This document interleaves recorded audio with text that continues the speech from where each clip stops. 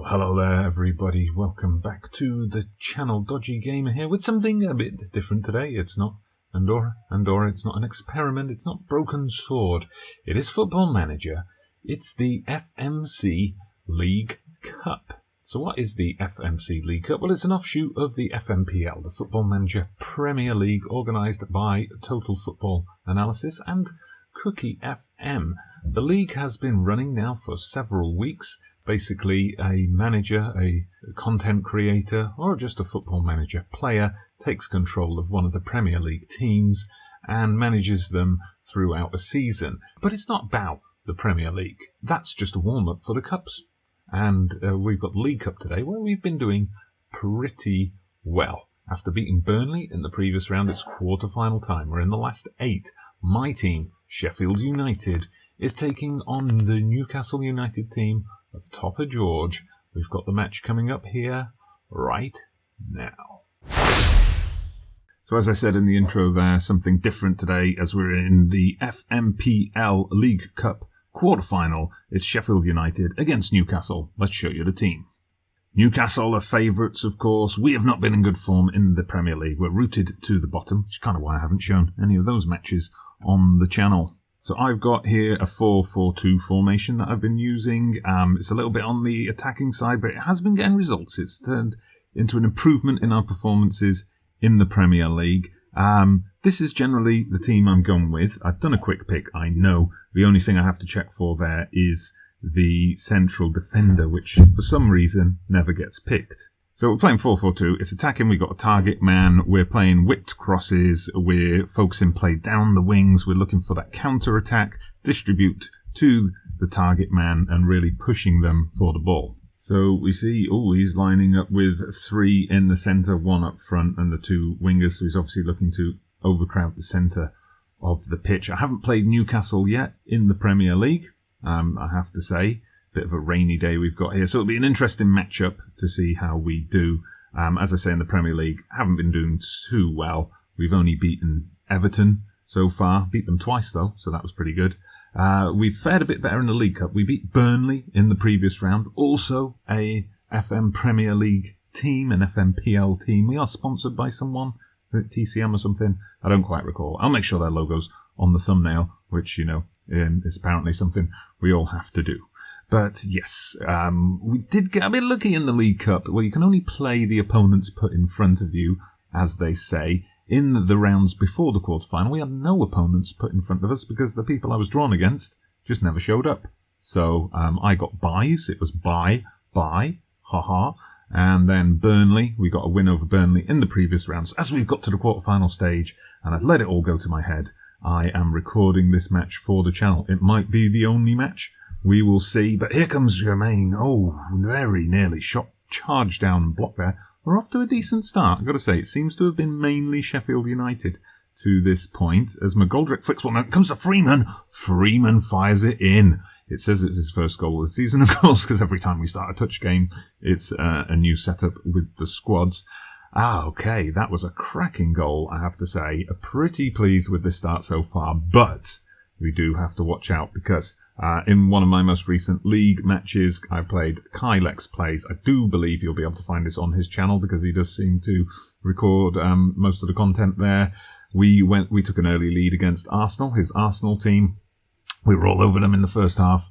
Second half, Kylex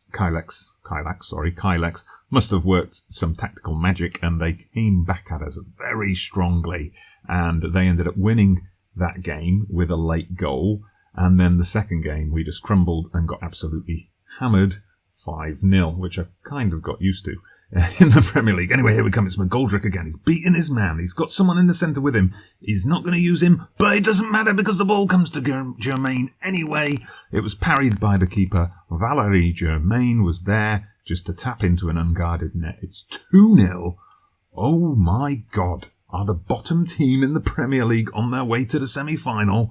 Oh, who knows? And, nearly 3-0. Fired in by Germain, who has got the goals for us. He's scored quite a few goals in the Premier League this season.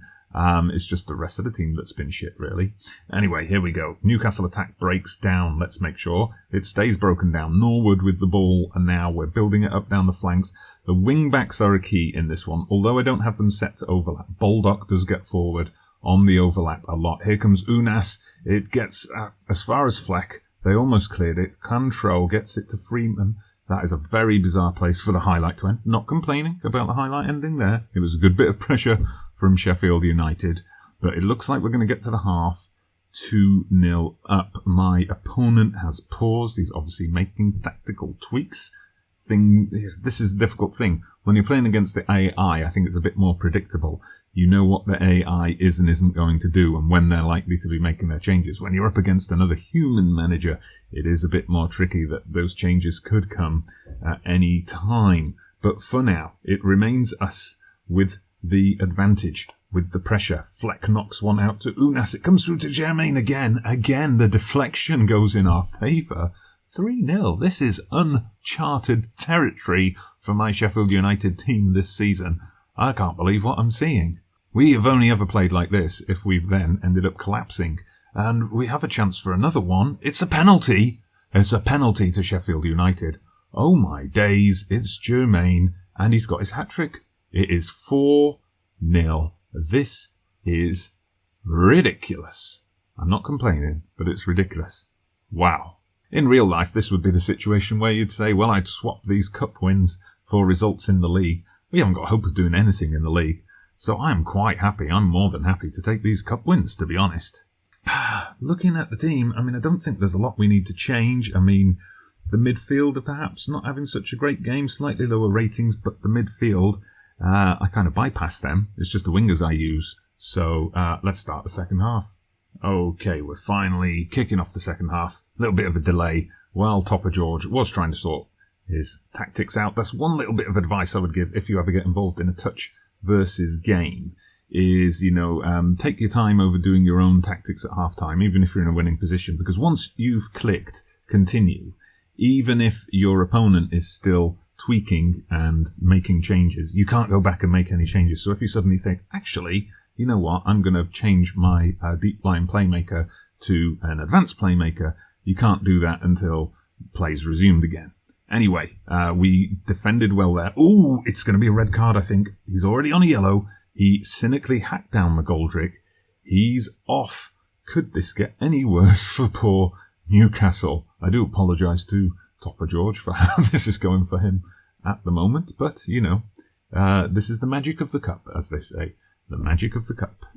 Okay, so we can see they did go, they did switch over into like a 4-2-2-2. But the man sending off has obviously affected plans a bit there. But anyway, we're back to action. Let's see if we can close this out. Can we march on into the semi-finals? The semi-final draw has already been made. I will have to confirm with you in a minute who we would be playing because, it's kind of been structured. The tree has been rooted and planted, as it were. So I have to check in with you on that. Now, assuming we can hold on to this lead, I will plan on bringing you the semi-final. I'm not sure of the semi-final. I'll have to check on the rules as well if we'll play 2 legs on that one, as is done in the League Cup in real life. I would assume so. Anyway, the ball gets played through. The defender handles it nicely. And it's a break, though. It's Gienack. He's got a chance to pull one back. Good save by Henderson. Well done, Sam. If we concede now, that's where I'd start to get worried, even with the man advantage that we're suddenly going to wobble. As for the story of how I ended up with this Sheffield United team and how come we're so poor, well, I got a message by Cookie FM, who's the main guy behind the Football Manager Premier League, back around the time it started. I guess somebody had dropped out. Cookie FM was originally supposed to be Sheffield United. He'd done some transfers for them. He'd moved himself on. Then when the opportunity came up, as we make it 5-0, Jack O'Connell gets up to nod in the header. Nice one, son. But yeah, he moved on to Leicester. You can rotate if people drop out. There's a chance to apply for another job. I was invited in for Sheffield United. There was a couple of million that I could have spent on players. I did have like a day to make any changes, but I couldn't be bothered. One weakness for me in a competition like this. Followers of my channel will know as we nearly go 6-0 up. Followers of my channel will know I like to go for the small teams. I like to either do journeyman careers or careers where I start off with a small club and try to build them up.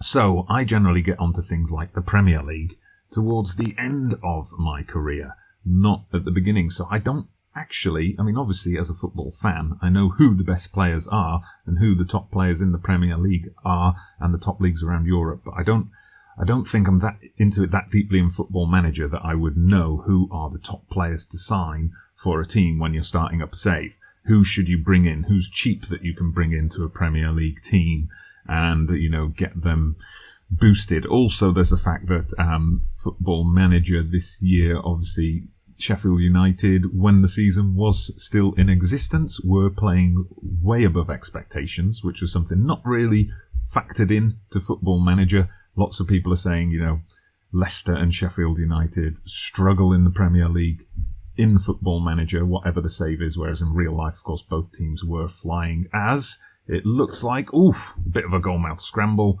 Newcastle just couldn't get the shot off. I thought they were going to get a penalty for a second there.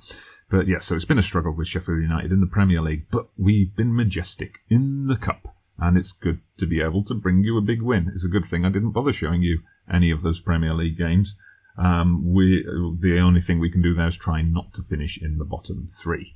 Anyway, we're into the final 10 minutes. I haven't made any substitutions yet. Here comes Jermaine, has the shot. I think I might just bring on a couple of subs, just because, I feel like I should. So we're going to give Jermaine his little chance to get applauded by the fans. I'm going to bring on as well Sparv. He's done all right for us. He's not a bad player as Sparv. He's done all right for us as a sub. And I'll bring on old Phil Jagielka as well. Why not? Final 5 minutes to ride out here. Just some fresh legs. Oh, poor old Newcastle. They've got a player carrying a knock as well there, Fernandez. He's got a groin injury. Nasty, but he's going to play on. Final 2 minutes then. Let's wrap this up. There's going to be time for one last highlight. Although FM Touch, I've noticed, still does the opening match highlight and closing match highlight, which the main game doesn't do anymore. So it might just be that they're going to play up to 92 minutes and then the ref's going to blow the whistle. As Newcastle, last chance to get a bit of pride. Sparv barges him off the ball. Musa, it's the subs combining here. Musa, is he going to set up a last goal for us? He whips one into Freeman to Fleck. It comes back to Freeman. Is he going to pop a shot off? No, he just gives it away for no apparent reason. But I guess it didn't really matter. Wow. 5-0. What a performance from my Sheffield United team. I would love to see a performance like this in the FM Premier League, to be honest. But anyway, thank you very much for watching this special episode. I hope you do enjoy it. Please hit that like button if you have. Subscribe to the channel if you haven't done so already. And make sure you stick around for Andorra. We've got new episodes coming. We've also got a new mini-series starting, a follow-up to New Gen Nation coming on the channel soon. It's the life of lockdown on the channel. But for today, thank you very much for watching this FMPL League Cup quarter-final. Sheffield United 5, Newcastle 0. I'm Dodgy Gamer. Speak to you again soon.